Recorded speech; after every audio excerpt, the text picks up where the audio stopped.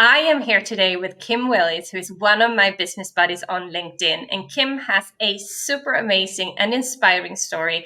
And we will actually use this little bit like a back and forth chat so that you will learn more about Kim, but you will also learn a little bit more about me and what we love doing in business and how we love to help our people.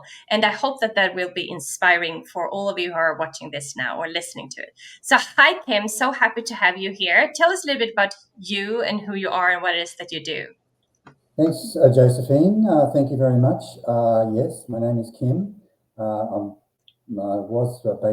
from Australia originally, but I've been sort of a quasi digital marketer, digital nomad for the last 10 years. And most of the time I've been living in Cambodia.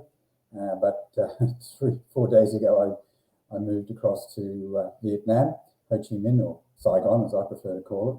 Saigon to be with my family. I have two grown-up sons here, and they've got wives, and they were pestering me to move over to Vietnam. And I think there's a lot of business to be done here, actually, amongst expats who are running businesses. Mm-hmm. But I've started online in 2006 in Brisbane, Australia. Just was an affiliate, high-ticket affiliate program that I joined. I think I paid about $10,000 in 2006 money, and so it'll be quite a bit more today, I reckon. But that was the buy-in, and then I got some mentoring with that, and it was pretty good. And within the first month, I'd made money. It wasn't a huge amount; it was just under $10,000. But seeing I was doing it part-time, I was quite happy with that result. And the next month it almost doubled. It was just a bit shy of 20 grand. So after I had 2 good months like that, then I had another even bigger month in month 3. But after that early run of success, I said to my wife that I would. This is what I'm going to do for the rest of my life. I want to do this online stuff. It's great. So and here I am. I'm still online. So every dollar that I've made since 2006 has come from online activities. So you had a little bit of a different. There is a lot of things to unpack here, but I think so. You had a little bit of a different start than I did. So I quit and then I discovered online, and you started like a little bit like a side hustle first, and then you decided to quit once you have seen success, which I think is probably the smartest move of all of the moves, to actually build a side hustle or a side business, testing the market. And then when you see that it's working, then you can really let go and really go all in on it. But also what you mentioned is that you just recently moved. And I think that is one of the things that really drive me with doing what I'm doing, is that we can be anywhere in the whole world, and it doesn't really matter because we can serve our clients. I mean, I'm in Europe and you're in Asia, right? So it's like we can serve our clients all over the world, and that also gives a lot of freedom. But what I want to kind of like also go a little bit deeper in, because I know your story a little bit, Kim, and I know that it has probably not only been going uphill from those first 3 moments. So tell us a little bit more about kind of like I know you started out on Facebook and was really successful on Facebook. So tell us a little bit about that story. Okay, the Facebook or the social media journey didn't start till 2016. I opened a Facebook account in 2008, but between 2008 and 2016, that's 8 years, I didn't make any money, not a cent. So, but it's not quite as bad as it seems, because in reality, I wasn't trying very hard. I had deep-seated hang-ups about social media. So for most of that 8-year period, I wasn't actually on Facebook. I might log in once a week, if that. That's about it. So I just kept doing the other things that I'd been doing since 2006, which was paying for ads, paying for traffic. Then I started doing some organic, but not social. So that was SEO, getting blog posts ranked on Google, and from there I'd get some leads. And then I started dabbling with video marketing. So I recorded videos that I thought might get ranked on YouTube. And not all of them did, but some of them did, and that was okay. Got some leads. I didn't get a lot of leads from YouTube, but the quality was high because they got to see me talk on the videos. Yeah. And sometimes, and then that, you know, when they decided to make an inquiry, they filled out a form on the landing page that asked for their phone number as well as their email address. So that and then I called them. Okay, so that was an offline activity, the actual phone, using the traditional phone method. And then I'd call them, and some of these people that had come to me via YouTube, they said, "Oh, Kim, oh, wow, I'm so honoured that you've called.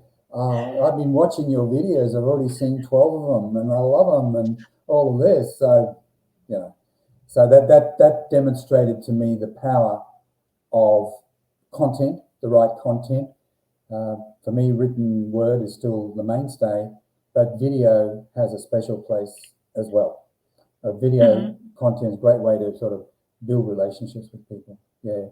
But as far as the Facebook thing, yeah, I finally overcame it was do or die in 2016. I overcame my hang-ups about social, and I figured that other people were making money on it. Why not me?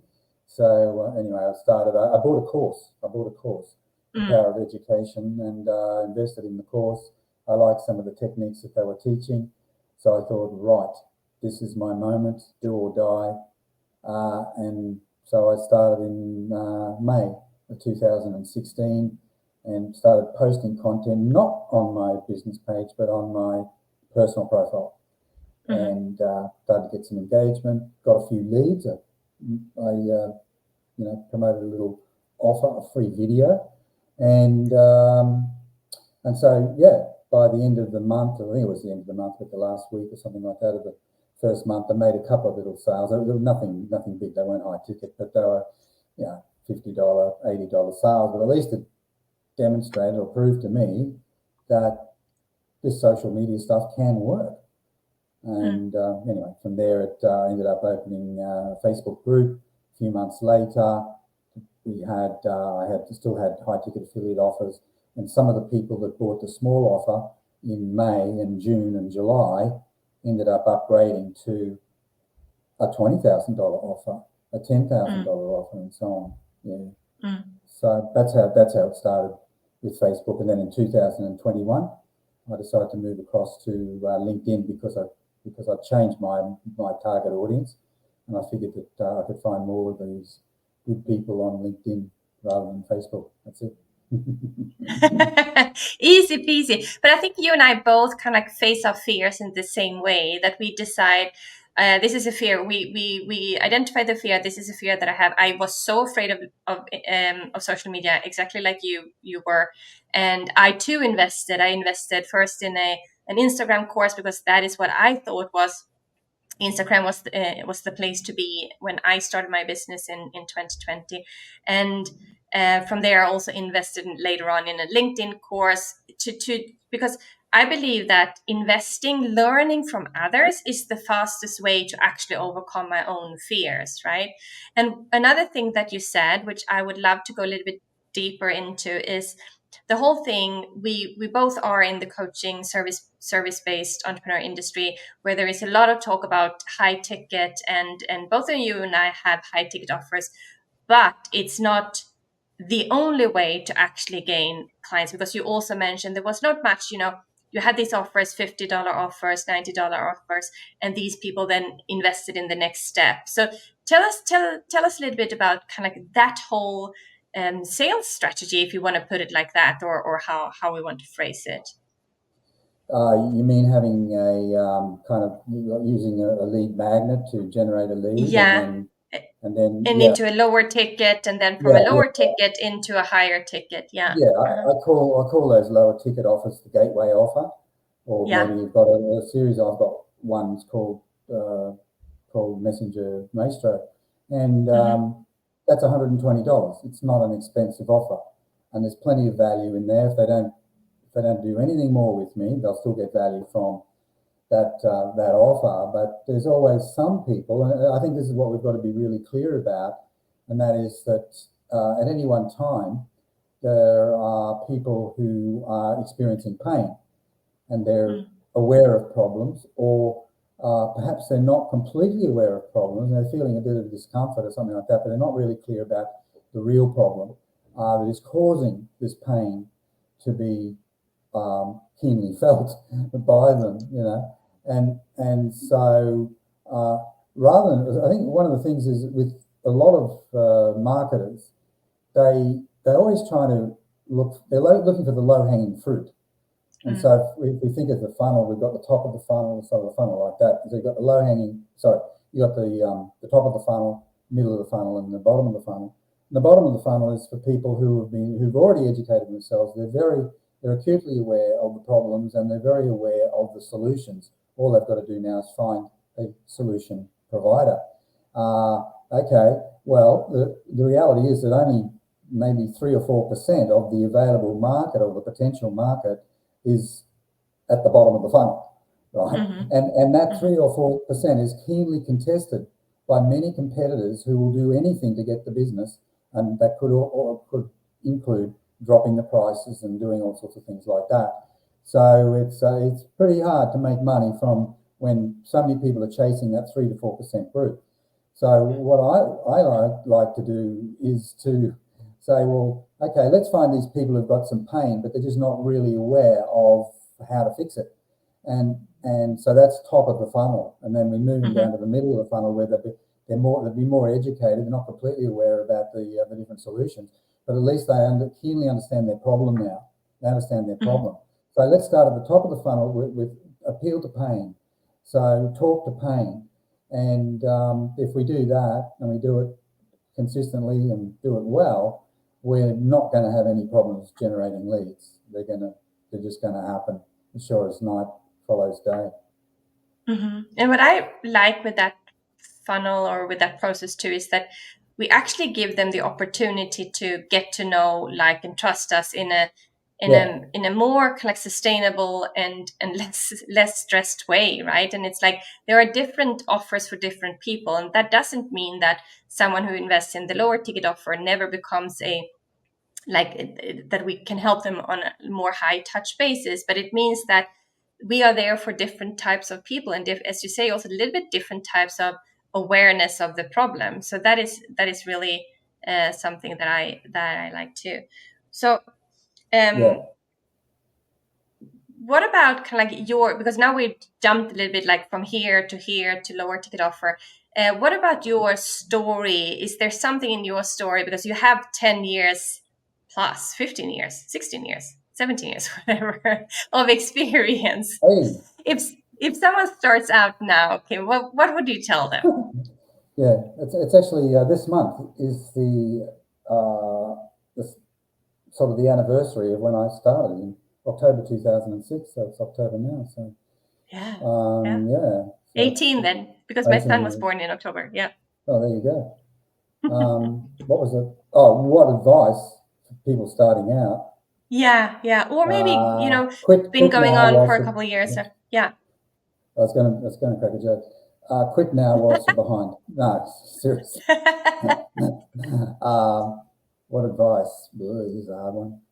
Well, don't let your fear consume you. That's one of them. So we were talking about social media, how I had an account with Facebook for 8 years before I actually used it properly and turned it into income, revenue. So, and I think it was just the demons, the fear that I had about social media or something like that. And that, I mean, how much income was denied to me during that 8-year period? What if I'd started back in 2008?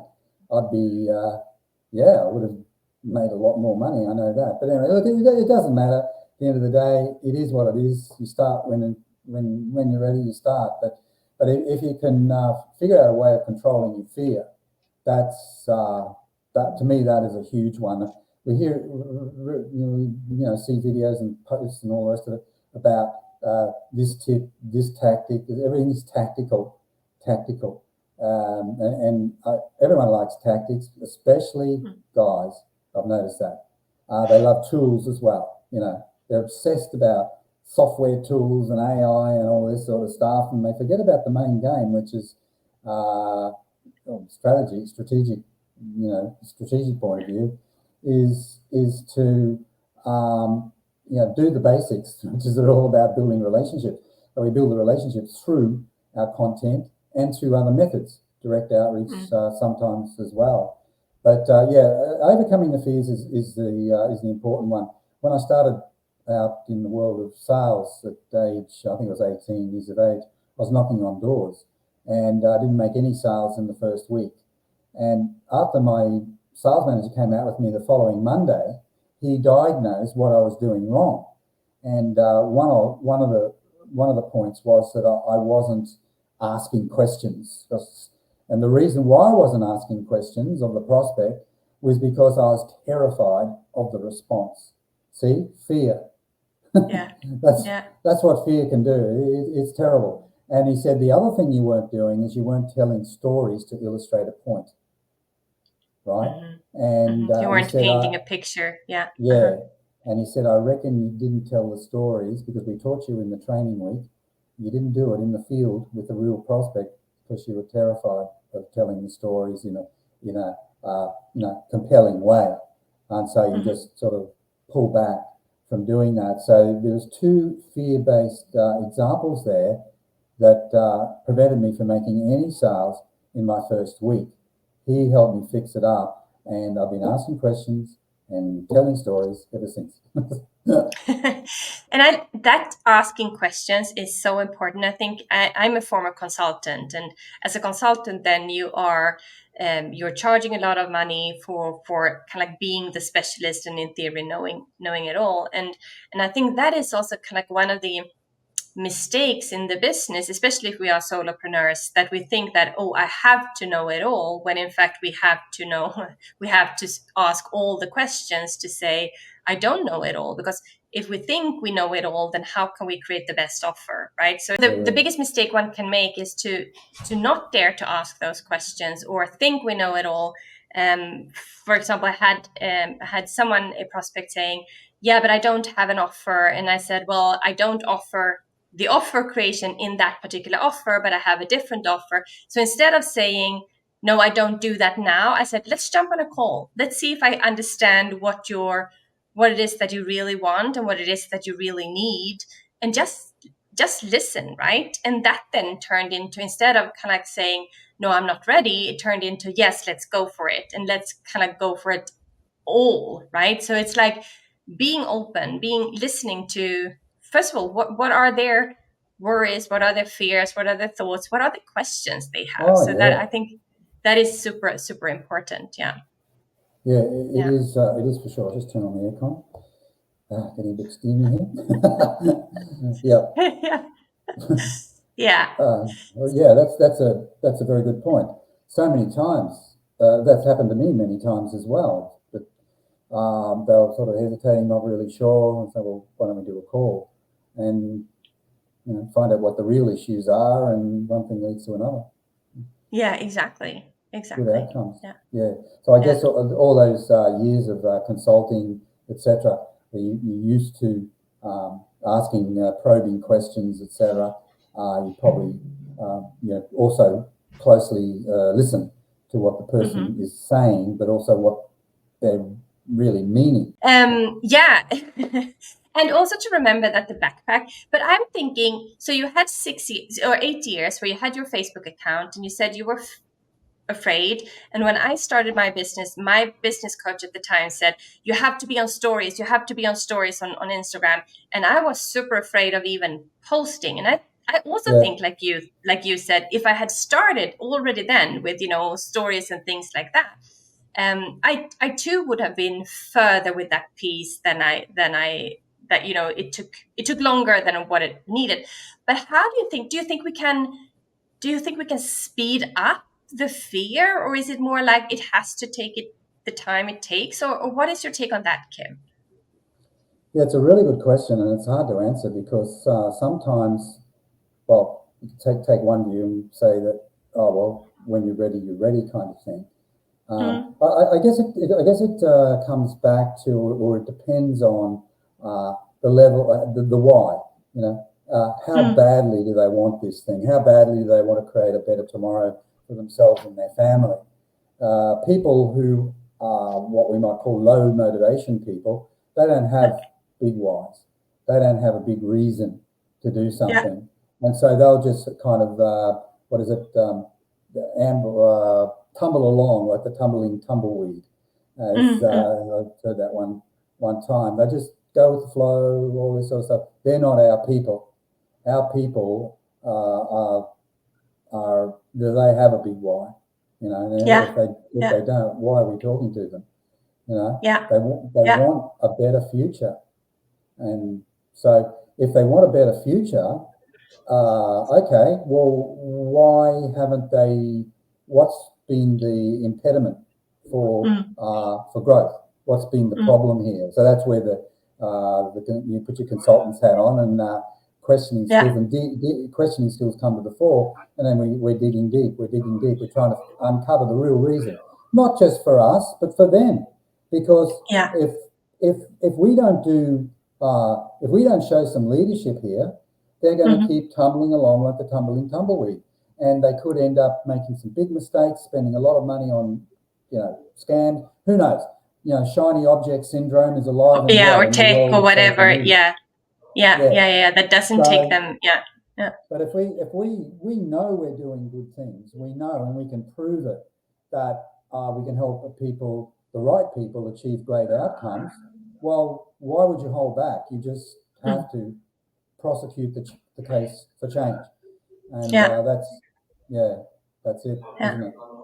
Yeah, absolutely. And I think that was one of my, in the beginning, so I had a real scary wake up call, and that was kind of like what catapulted me into this world. And in the beginning, I only wanted it for me and for my family, and to create, a lifestyle that I want to live, where I get to work from anywhere in the whole world, with whom I want and how much I want, without any, income cap or anything.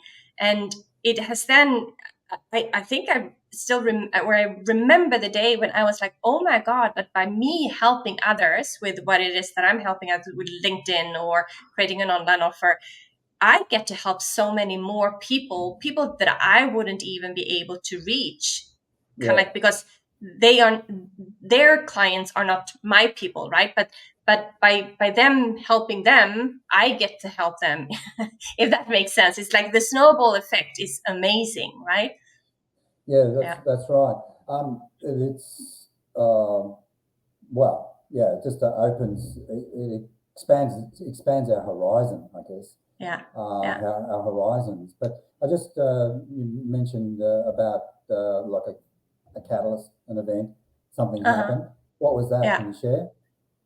So it was it was kind of like I had been in therapy for a long time, for a year or something, and my therapist had always said, because I was listening to myself complaining about my colleagues, and she was like, but do you have to stay? Do you have to stay? It was a very toxic environment. And I was like, yes, I have to stay, because I was stuck in the golden cage. I was like, we had a mortgage, it was the salary coming in, it was the expectations, my own expectations, other people's expectations. And then I learned that my father had incurable cancer. And that was my wake up call. I was like, what am I doing here? I'm going, every morning I open my laptop, I have stomach ache. I had sleepless nights. I was invited to meetings just to be yelled at. I yelled at people in meetings. I became a person I didn't want to be. And then that wake up call that I had, we lost my father within 6 weeks, and 2 weeks after, I think, yeah. So 2 weeks before he passed away, I actually handed in my resignation. So I never got to tell him about it. But for me, it was like so crystal clear that I have to get out of there now. But that also kind of like, my start wasn't ideal. I was mourning, I was angry, I was scared, and to instead then maybe set up something now that you can then move into when you're more ready. But I don't think it's a little bit like with the fear, right? It's not as if, there will never be the perfect moment. There will never be the perfect time when we get to do something. And if we're not listening, I mean, universe was probably telling me, giving me hints all the time, but I didn't really listen and then it was like, damn it, Josephine, now you listen to me, get the heck out of there. And I was like, okay, I'm doing it, right? So in a way, this my father passed away just before COVID, so we were in a way blessed because could say with him during his last week, right? But so there are, how horrible it sounds, it was actually a good thing too that it happened when it happened. So I tend to see positive out of everything, and it has made me so much braver. Was I brave enough? No, I needed another wake up call, right? So there are like, I think the wake up calls gives us hints, and we learn from each and every one of those, right? And I know you also have a loss, and that probably also kind of like moved your kind of like orbit a little bit, right? Yeah, that's right. I mean, it's a journey, isn't it? And you know, hear people talk about the hero journey and all of that, but there's a lot of truth in the concept of the hero journey. That you know, you want to, maybe you have a goal, you want to reach the summit, but to get to the summit, you've got to go through a lot of bad stuff. Yeah. You know, there'll be marshland, and you know, there might be alligators, crocodiles, or whatever. We've got to contend with all of those. But if we finally do get to the summit, wow, we're going to be better people, aren't we? We're going to be almost bulletproof in a way. Probably exhausted, but I mean, yeah. So I had to overcome a fear of public speaking. And before that, I had to overcome a fear of the phone, using the phone. Actually, it was in reverse. It was the public speaking thing that I had to lick first, and then the fear of the phone. But after being humiliated, I finally did accept an offer to speak in front of a group, and I was terrified because this was my first ever event. There was we did a promotion, and we wanted accountants in the room, so we hired a room in a hotel, and we got about 60 or 65 accountants in that room, and there was another speaker. There was a co-speaker. He was the one that pushed me into giving a talk, you know, but I was terrified, and unfortunately my grandma died the night before, and so I didn't sleep for the entire night. Oh yeah. Partly because I was worrying about my talk the next morning, and my first ever public speaking talk, and also because of the trauma associated with the passing of my beloved grandma. And so that when I rocked up to the hotel, my wife came with me. When I rocked up to the hotel, I said, I don't know how I'm going to get through this. You know, I had to give a 1 hour talk, and so I was the first cab off the rank. I was the first speaker. Oh yeah, great. Why didn't they make me the second speaker or something like that? You know. So I was the first speaker, and when I sort of walked to the podium there, all I saw was a sea of arms closed. Oh yeah. Like this, accountants, they're a tough group. Oh my gosh. Yeah, and I'd like to say that I triumphed and all the rest of it, but no, I bombed. And I knew things were going bad when a third of the room walked out on me 20 minutes into my talk. So, yeah. So, but fortunately, I regrouped. I was absolutely devastated, of course, but I regrouped, and a month or so later, I agreed to do another talk, and this time I was much better, and then I got better. And yeah, it's the old fear thing. Overcome it, and you come out the other side as a stronger, more resilient person. Yeah, and I think that was one of the things that I really, because I myself had a very scary wake up call too, where where my life was threatened, and at the end of that wake up call, I was like, nothing that I do on social media, like nothing, or on a public stage or anything, nothing of that will kill me, right? It's not as if I'm climbing Mount Everest or anything. Yeah. It's so nothing will actually kill me. So with that, it actually gives me, I probably need to go back and be, kind of like, because there are still things that I probably don't do that I should do, but it's like nothing of that. If I compare myself to who I am today compared to who I was maybe a year or 2 years ago, huge difference, right? So it's like we need to walk through these kind of like scary moments and then think like, okay, so what are my learnings? What do I pull out of this? What kind of like, well, in my case, it always makes me braver. Always, like every kind of like thing that happens, it makes me braver. And I think that is what I need, right? Yeah. And also for you, for your public speaking, it made you braver. And I also think that, those that walked out on you, it actually tells more about them than it did about you and your speech. Like, I would never stand up and walk out on anyone, how bad, independently of how bad the speech is. Yeah, yeah. I don't think I was actually that bad. The content was pretty good. Okay, I forgot some of my lines, but I did regroup, and it was obvious that I Yeah, regrouped, and yeah, I thought anyway. Doesn't matter. It's a long time yeah. ago, and I don't care.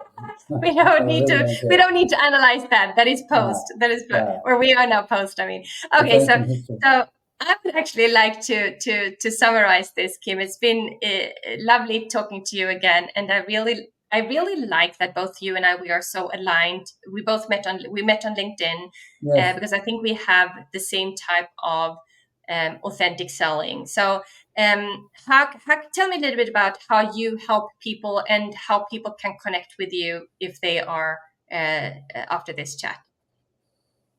Uh, yeah, I do a number of things, but a lot of it comes back to messaging.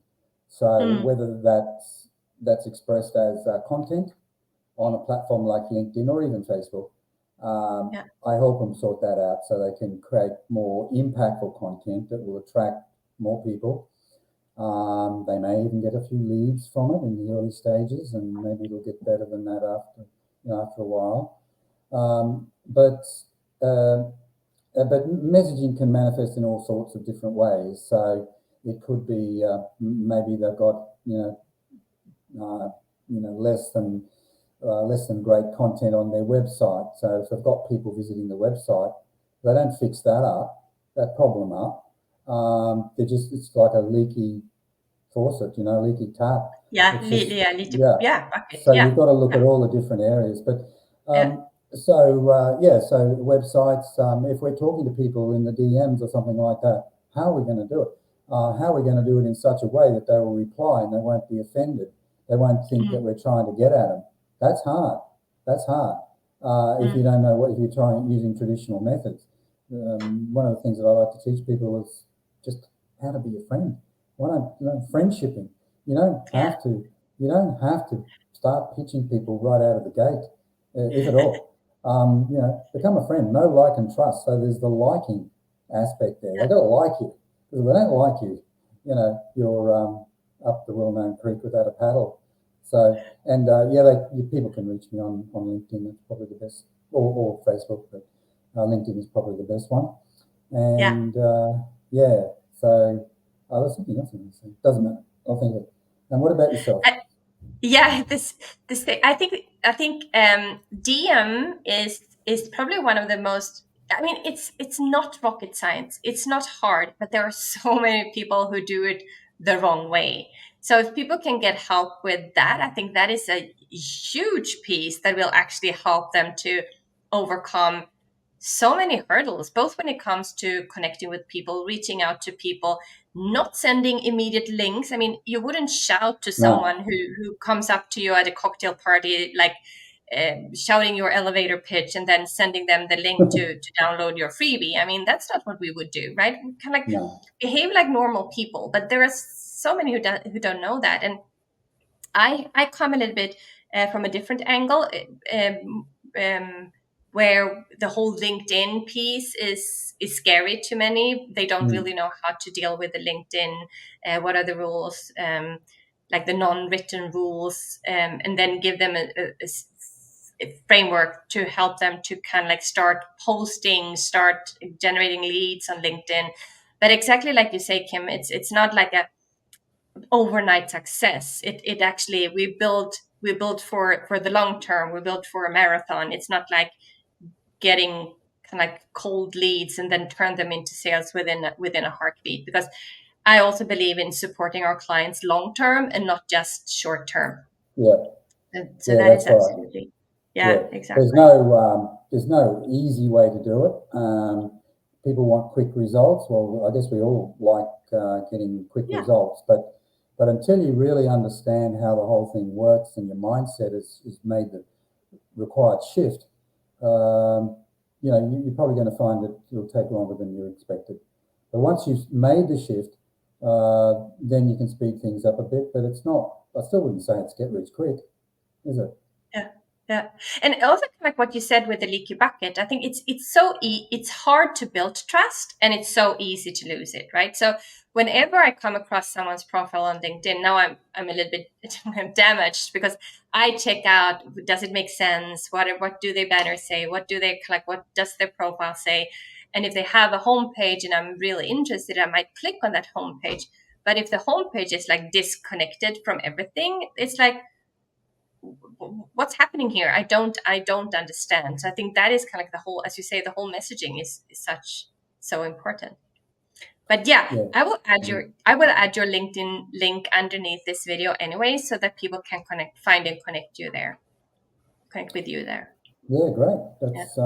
That was pretty easy, wasn't it? Cool. Yeah, it is. So thank Just you so much. Thank you so much for watching. If you have any questions, make sure you add them underneath this video so that Kim and I can actually respond to those questions. And don't hesitate to send both Kim and myself a connect request on LinkedIn. I Thank you better so put my hat much. on Bye. Yeah, now. now you can put your hair on. uh, Bye. Thank you. Bye bye. bye bye.